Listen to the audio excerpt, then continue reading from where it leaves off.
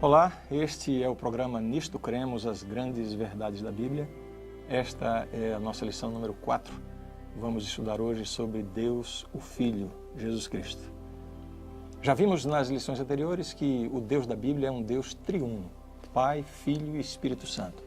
Daí o uso da palavra Trindade para designar Deus, embora a Bíblia mesma não use essa palavra. Na lição passada fizemos um estudo amplo sobre Deus Pai. Agora eu quero convidar você para vermos o que a Bíblia ensina sobre Deus Filho, Jesus Cristo. Certamente o maior destaque que a Bíblia dá sobre Jesus Cristo é a sua obra redentora em favor do homem pecador.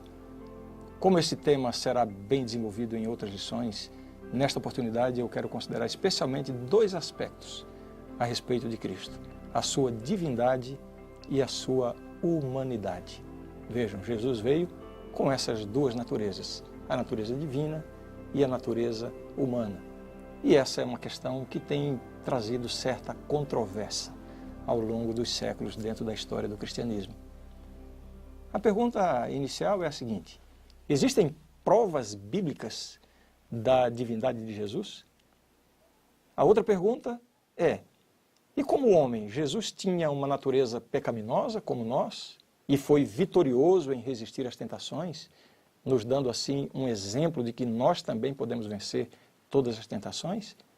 Ou será que ele veio com uma natureza humana sem inclinação para o pecado, assim como Adão quando foi criado? Essas questões são cruciais para a nossa compreensão da pessoa e da obra de Cristo em favor da humanidade.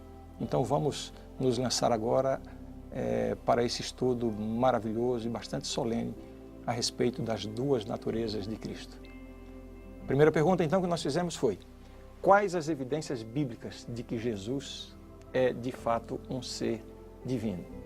A primeira evidência é o fato de ele estar incluído na Trindade divina, como nós já vimos no estudo número 2. Além dessa, existem outras provas bíblicas da divindade de Cristo? Jesus realmente é Deus? É isso que nós vamos ver agora, tanto no Antigo Testamento quanto no Novo Testamento. E eu convido você a me acompanhar de maneira muito atenta, porque nós vamos ler agora muitos textos da Bíblia que são muito esclarecedores. Eu tenho certeza que se houver alguma dúvida na sua mente sobre esse assunto, essa dúvida vai ser completamente apagada através daquilo que a Palavra de Deus nos ensina. Vamos lá então.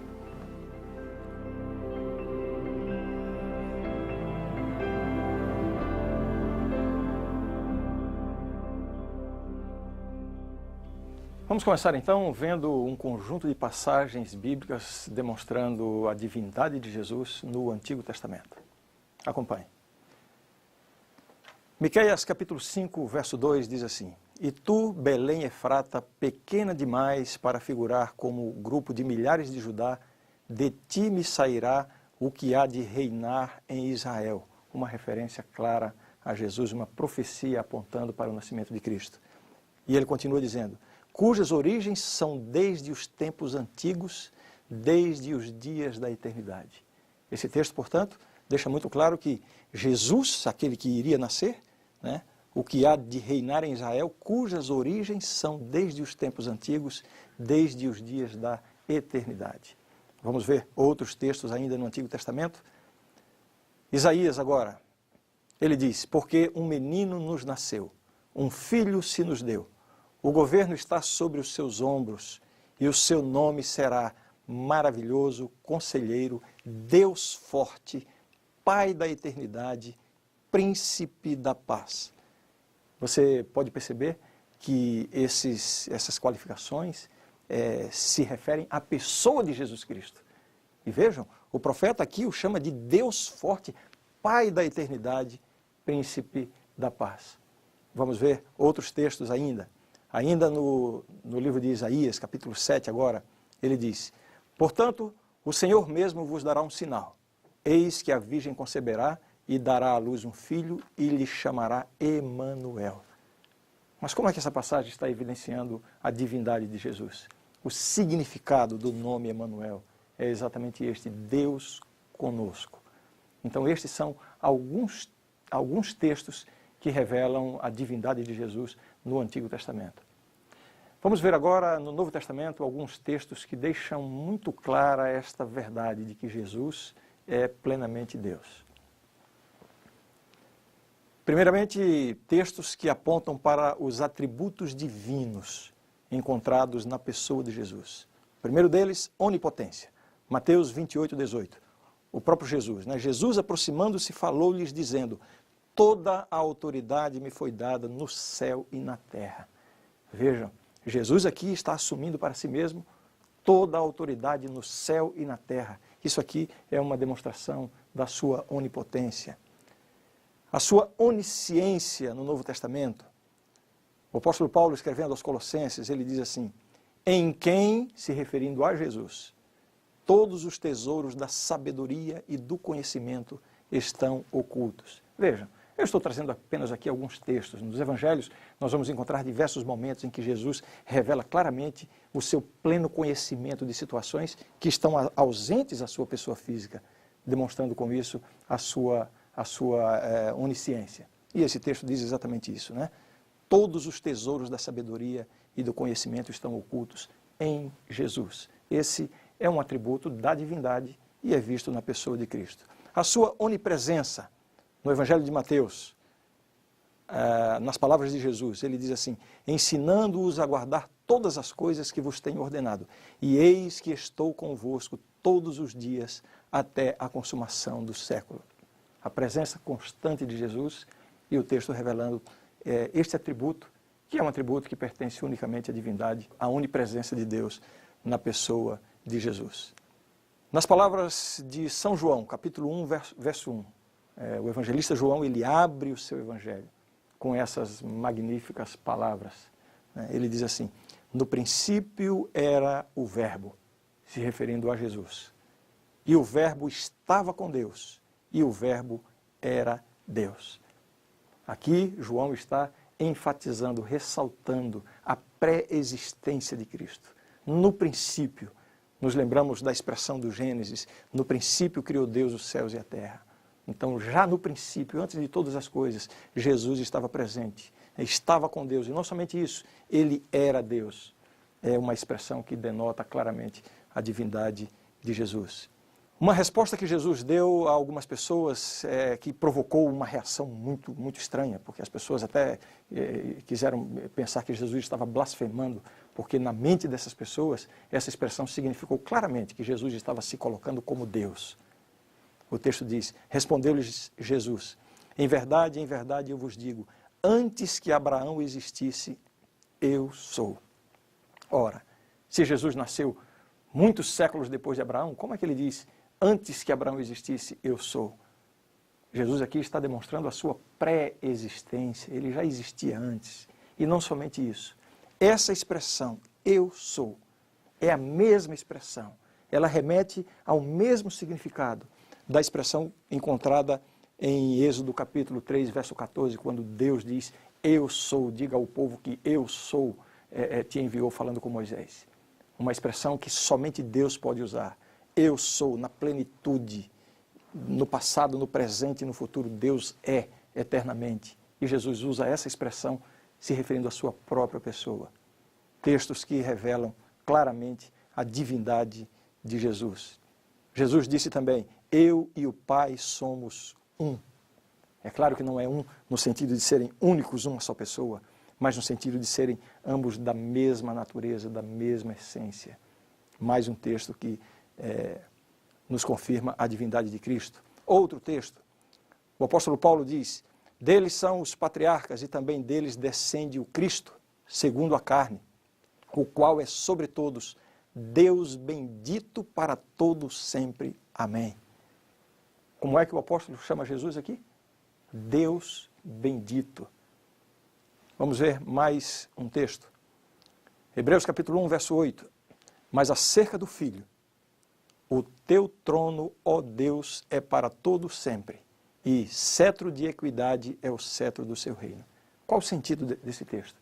Se você for lá no livro de Hebreus, no capítulo 1, você vai ver que essas palavras estão sendo ditas por Deus. Ele primeiro fala a respeito dos anjos, e em seguida ele fala acerca do Filho, que é Jesus. O próprio Deus falando a respeito de Jesus. Vejam, novamente, Deus falando a respeito de Cristo, diz: o teu trono, ó Deus. Que coisa extraordinária. Aqui nós vemos Deus falando com Jesus, se referindo a Jesus, e dizendo, ó Deus, o próprio Deus chamando Jesus de Deus. O teu trono, ó Deus, é para todo o sempre. Evidências bíblicas muito claras de que Jesus é um ser plenamente divino, ele é Deus. Continuando ainda, espero que você não esteja cansado já de acompanhar tantas passagens bíblicas, mas é porque esse é um assunto tão importante e nós encontramos tantos textos claros que eu fiz questão de trazer muitos deles aqui. Esse texto diz assim: aguardando a bendita esperança e a manifestação da glória do nosso grande Deus e Salvador, Cristo Jesus. Dispensa qualquer comentário. Vejamos outro texto ainda. São Pedro agora escreve o seguinte: Simão Pedro, servo e apóstolo de Jesus Cristo, aos que conosco obtiveram fé igualmente preciosa na justiça do nosso Deus e Salvador, Jesus Cristo. Vejamos mais um texto. 1 João capítulo 5, verso 20.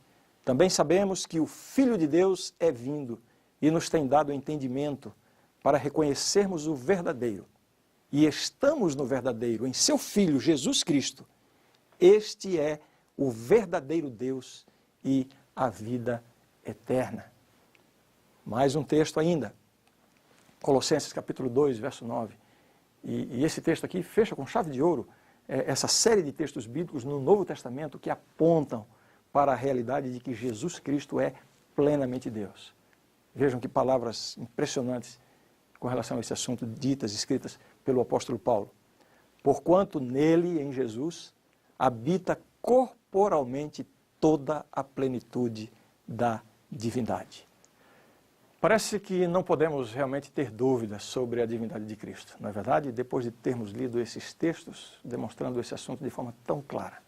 Mas e quanto à sua natureza humana?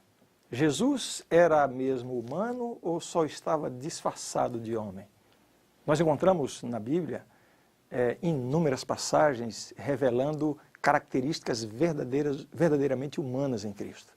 São tantas que, evidentemente, eu não pude trazê-las todas aqui.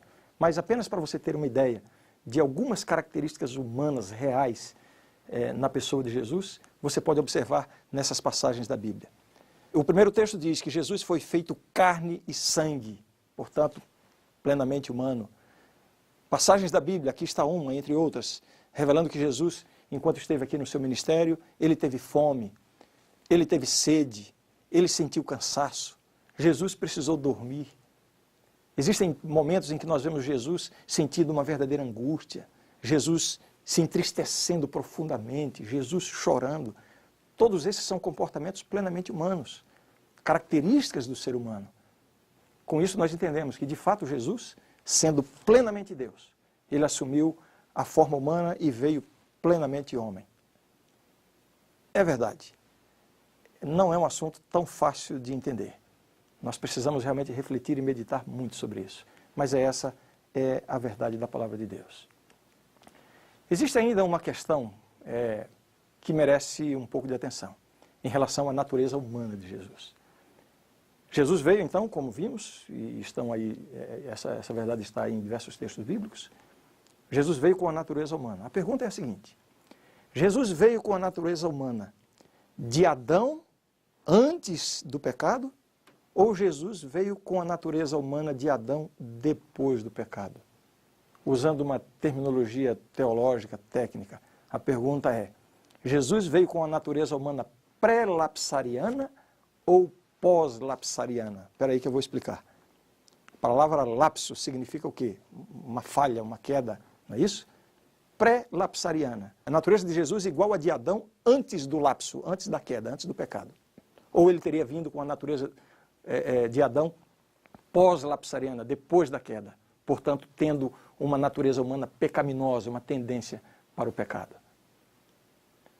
Esse pode parecer um ponto superficial, mas é vital para a nossa compreensão a respeito da natureza ou a respeito da obra de Cristo aqui quando ele veio. Existem estudiosos que utilizam vários textos da Bíblia demonstrando que Jesus veio com a natureza humana depois da queda, uma natureza humana pecaminosa. Outros também, usando uma porção de textos da Bíblia, procuram demonstrar que Jesus veio com a natureza humana sem pecado, a natureza de Adão antes da queda. Quem está com a razão? Como resolver essa questão? E eu me lembro de uma história que eu li há algum tempo, de que num reino foram 2 súditos do rei entraram no palácio para resolver uma intrincada questão, para que o rei pudesse ouvi-los e então fazer um julgamento e ver quem estava com a razão. E um deles se aproxima do rei e conta a sua história e lança toda a culpa da questão sobre o outro. Quando ele termina de falar, o rei olha para ele com a testa franzida e diz: sabe que você tem razão? E ele saiu todo feliz. E então entrou o outro. O outro veio e contou a sua história, do seu ponto de vista, e lançou a culpa completamente sobre o primeiro. O rei ouviu atentamente, franziu a testa e disse: sabe que você tem razão? Por essa atitude estranha do rei, os conselheiros do rei se aproximaram dele e disseram: mas rei, vem o primeiro, conta a história de um jeito e você diz que ele tem razão. Aí vem o outro, conta a história de outra forma e você diz que ele tem razão. Rei, você não acha que isso vai trazer uma certa confusão para esse assunto? A história diz que o rei olhou para o conselheiro, franziu a testa e disse: sabe que você também tem razão? Vamos analisar agora esses 2 pontos de vista e vamos ver quem tem razão. Aqueles que dizem que Jesus veio com a natureza humana de Adão antes da queda ou com a natureza humana de Adão depois da queda. Vejamos. Romanos capítulo 8, verso 3 diz: porquanto o que fora impossível à lei, no que estava enferma pela carne, isso fez Deus enviando o seu próprio Filho em semelhança de carne pecaminosa e no tocante ao pecado, e com efeito condenou Deus na carne o pecado. Esse texto parece indicar que Jesus veio com a natureza humana pecaminosa, em semelhança de carne pecaminosa. Vejamos ainda esse outro texto, que parece indicar esse ponto de vista. Filipenses 2, verso 7. Antes a si mesmo se esvaziou, assumindo a forma de servo, tornando-se em semelhança de homens e reconhecido em figura humana. Esse é um dos textos que são usados para defender essa ideia de que Jesus veio com uma natureza pecaminosa, ele abriu mão da sua perfeição, da sua divindade e veio em semelhança de homens, portanto ele veio com uma natureza humana pecaminosa. Alguns argumentam isso baseados nesse texto. Vejamos ainda um outro texto, Hebreus capítulo 2. Visto, pois, que os filhos têm participação comum de carne e sangue, destes também ele igualmente participou.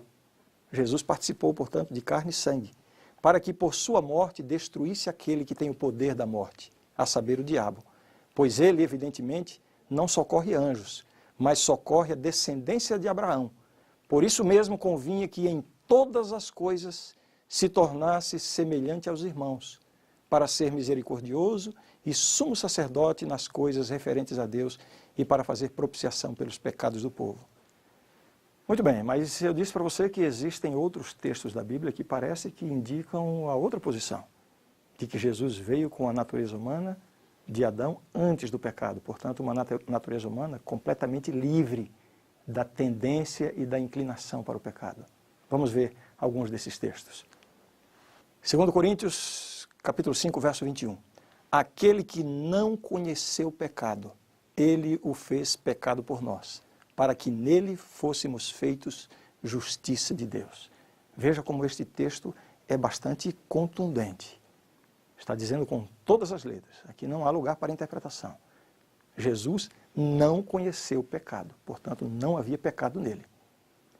Eu sei que alguém pode estar pensando assim: puxa, mas parece que essa passagem apresenta uma contradição em relação aos textos que nós lemos antes. Calma, nós já vamos ver como conciliar essas coisas. Mas perceba de forma bem clara o que dizem esses textos que nós estamos lendo aqui agora, demonstrando que Jesus veio com uma natureza humana sem pecado.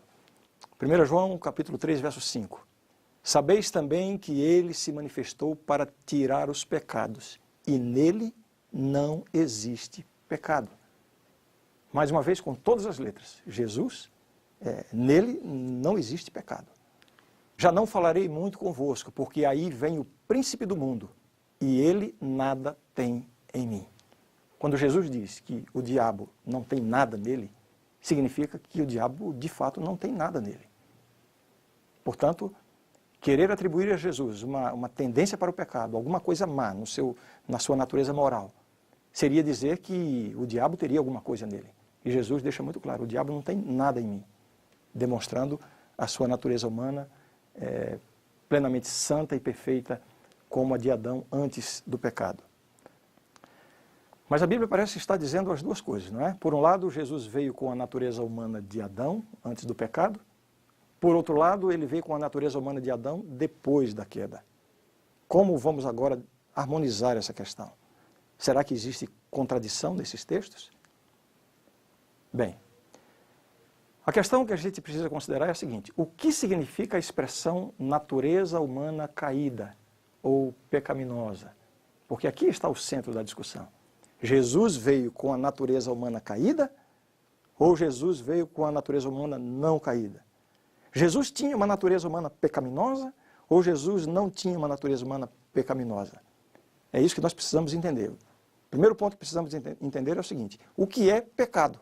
O que é pecado? Veja aqui. 1 João, capítulo 3, verso 4, diz assim: todo aquele que pratica o pecado também transgride a lei, porque o pecado é a transgressão da lei. Então, a primeira dimensão do pecado diz respeito ao comportamento, a desobediência à lei de Deus. Quando você faz uma coisa que contraria a vontade de Deus.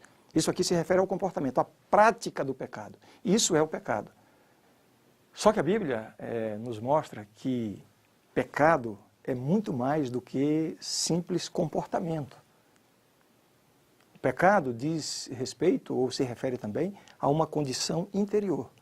Vejam o que diz esse texto. Dentre outros, o salmista diz assim: eu nasci na iniquidade, e em pecado me concebeu a minha mãe. O que nós entendemos aqui? Que o pecado ele tem essas duas dimensões. O pecado comportamento. Uma pessoa, ela é pecadora porque ela cometeu atos pecaminosos. No entanto, se o pecado fosse só comportamento, uma criança que morre antes de pecar não precisaria de um Salvador. Mas a Bíblia diz que todos somos pecadores. Ou seja, o que nos torna pecadores não é a prática do pecado, e sim a maldade interior, a tendência para o pecado com a qual nós já nascemos. Se Jesus tinha a natureza pecaminosa, no sentido de ter herdado de Adão a tendência para o pecado, significa dizer que ele era pecador. Ainda que tenha tido um comportamento impecável, se ele tinha a natureza pecaminosa, biblicamente isso já é pecado. Então Jesus seria pecador também. Ou seja, sendo pecador, ele também precisaria de um Salvador. Portanto, admitir que Jesus veio com a natureza pecaminosa, no sentido de que ele tinha a tendência para o pecado, isso lança por terra toda a compreensão bíblica da pessoa e da obra redentora de Cristo. A implicação é a seguinte: Jesus veio para ser um exemplo para nós? Se o nosso conceito a respeito da vinda de Jesus é esse, então vamos entender que ele teria que ter vindo com a natureza pecaminosa, porque para ser um exemplo, ele tem que ter vindo na mesma condição que eu me encontro. Só que o plano da redenção, e isso está expresso no contexto da Bíblia, Jesus não veio apenas para ser o meu exemplo. Jesus veio para ser, acima de tudo, o meu substituto. Ou seja, Jesus precisava ter uma natureza humana perfeita, impecável, sem nenhuma inclinação para o pecado. O diabo não poderia ter nada nele, não apenas no comportamento, mas também na sua essência, na sua natureza interior. Só assim Jesus poderia ser o meu Salvador, porque a vida dele substitui a minha, da mesma forma como a morte dele substitui a minha morte como pecador. Então, vamos entender bem.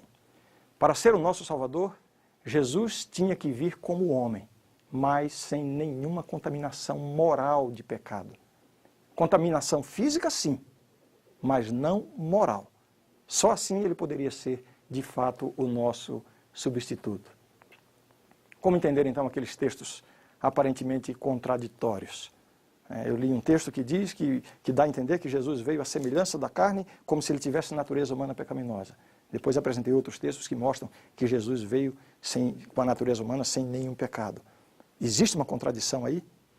Eu quero lembrar para você a historinha do rei que eu acabei de contar. Para um, o rei disse, você tem razão. Para o outro, o rei disse, você também tem razão. Eu não quero dizer com isso que a Bíblia está em cima do muro e não define. Afinal de contas, Jesus veio com a natureza humana antes da queda ou depois da queda? Sabe? De certa forma, e eu quero que você me entenda bem, de certa forma, a Bíblia está dizendo para um e para outro, você tem razão, você também tem razão. O que é que você tem que entender? Se nós considerarmos o aspecto físico, Jesus veio com a natureza humana depois da queda. Claro, Adão tinha quase 4 metros de altura, Jesus veio milênios depois de séculos de degeneração da raça humana, Jesus veio com a estatura média do seu tempo. Jesus sentiu dor, Jesus sentiu cansaço, Jesus sentiu fome, Jesus sentiu angústia, Jesus sentiu tristeza. Características humanas claramente experimentadas por pessoas que sofrem a presença da existência do pecado. Então, nesse aspecto, no aspecto físico, Jesus veio com a natureza humana depois da queda. Agora, vamos fazer uma diferença. No aspecto moral, Jesus veio com a natureza humana de Adão antes da queda, porque ele veio sem pecado, sem nenhuma tendência para o pecado.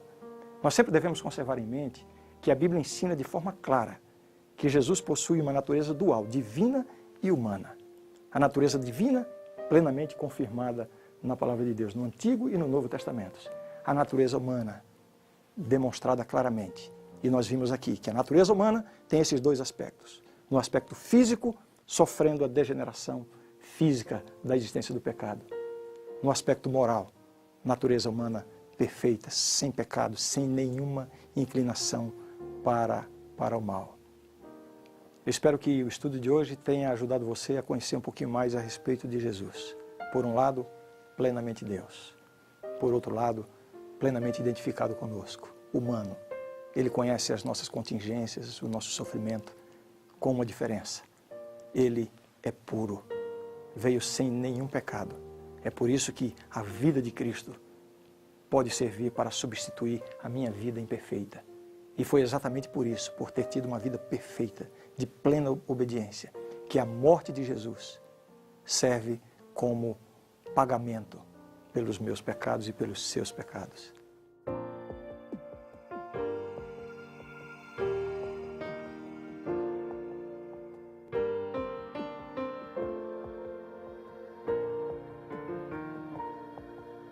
Ricos e pobres, plebeus e nobres, diante do trono de Deus. Salvos, perdidos, santos, remidos, a face verão de Deus e se renderão.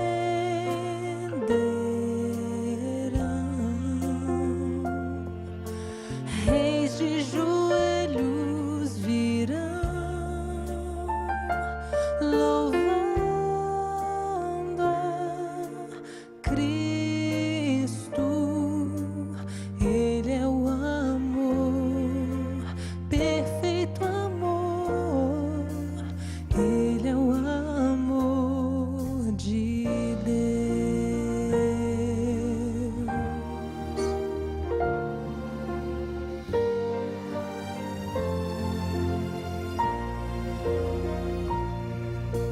Rios e vales, montanhas e mares, seu nome irão louvar.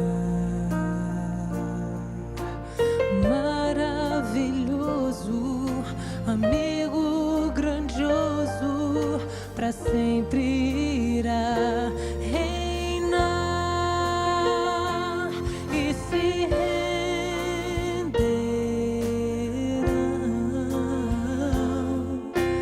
Reis de joelhos virão,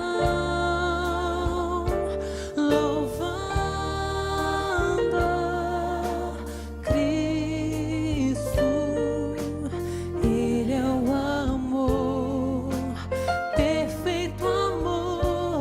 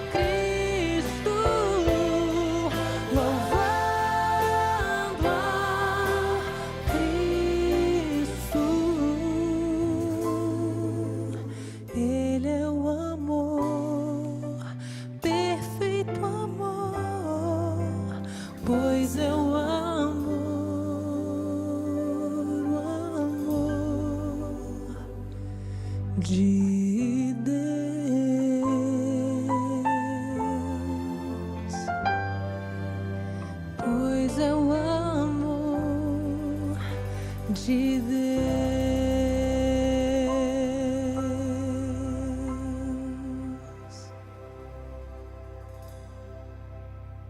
Agradecemos a Rafaela Pinho e Flávio Santos por essa linda canção. Bem, a grande verdade do estudo de hoje é esta. Deus, o Filho Eterno, encarnou-se em Jesus Cristo. Por meio dele foram criadas todas as coisas. É revelado o caráter de Deus, efetuada a salvação da humanidade e julgado o mundo. Sendo para sempre verdadeiramente Deus, ele tornou-se também verdadeiramente homem. Jesus, o Cristo. Foi concebido do Espírito Santo e nasceu da Virgem Maria. Viveu e experimentou a tentação como ser humano, mas exemplificou perfeitamente a justiça e o amor de Deus. Por seus milagres manifestou o poder de Deus e atestou que era o Messias prometido por Deus. Sofreu e morreu voluntariamente na cruz por nossos pecados e em nosso lugar. Foi ressuscitado dentre os mortos e ascendeu para ministrar em nosso favor no santuário celestial. Virá outra vez em glória para o livramento final de seu povo e a restauração de todas as coisas. Esta é a verdade e eu creio nisto. Na próxima lição estudaremos sobre Deus, o Espírito Santo. E já vou dizer uma coisa, você não pode perder esse estudo fascinante que teremos no nosso próximo encontro.